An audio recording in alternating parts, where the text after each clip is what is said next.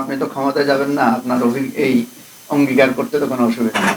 আর BNP যদি বা জামাত যদি একসাথে হয়ে এখানে অঙ্গীকার করে যে আমরা এই 9টাই সব বাস্তবায়ন করবো, তখন আপনারা বলবেন এরকম কথা বহুত শুনছি, ক্ষমতায় যাওয়ার আগে সব অঙ্গীকার করে, অঙ্গীকার আসলে কেউ রাখে না। তো সুতরাং রাজনৈতিক দলের নেতাদেরকে এনে আপনারা এই অঙ্গীকার বা ইশতেহার শুনতে চান কেন? আমি এরকম অনেক মিটিং এ জিজ্ঞেস করেছি লোকদেরকে যে আপনারা কি রাজনৈতিক দলের ইশতেহার বিশ্বাস করেন?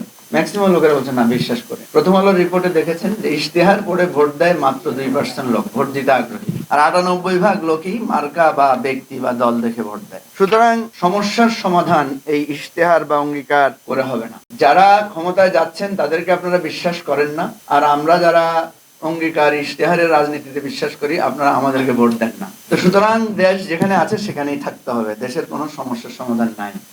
তাহলে কি করতে হবে? সবসময় বলি একটা বিপ্লব আমাদের সামনে অপেক্ষা করছে, এবং সেই বিপ্লবটা এই আপনারা যারা নিশার ভাই বোনেরা আছেন যারা করেছিলেন একটা বিপ্লবের সূচনা, যে রাষ্ট্রকে বদলাতে হবে, মেরামত করতে হবে, সুতরাং এই রাষ্ট্রটাকে মেরামত করতে। আমি একটু ভাবছি যে সড়ক দুর্ঘটনা আসলে বেনিফিশিয়ারি কে চায় কে? ড্রাইভারের সড়ক দুর্ঘটনা কি চায়? সে তো চায় না, সে তো ক্ষতিগ্রস্ত হয়। মালিক কি চায়? তার তো গাড়ি নষ্ট হয়। সরকার কি চায়? সরকারও তো ক্ষতি হয়, ঠিক না? যাত্রী তো অবশ্যই চায় না। তাইলে আমি সড়ক দুর্ঘটনার দুইটা বেনিফিশিয়ারি পাইছি খুঁজে বলবো আপনাদেরকে।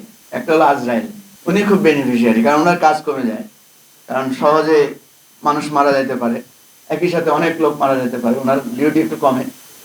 আর একটা বেনিফিশিয়ারি হতে পারে হসপিটাল ওয়ালারা, যে তাদের রোগী বাড়ে, তারা ইয়া করতে পারে। এখন কথা হচ্ছে যে আমরা যদি এখন এখানে হাত তোলাই যে জীবনে সড়ক দুর্ঘটনায় পতিত হইয়াছেন কাহারা কাহারা, আমার মনে হয় সবাই হাত তুলবেন, তাই না?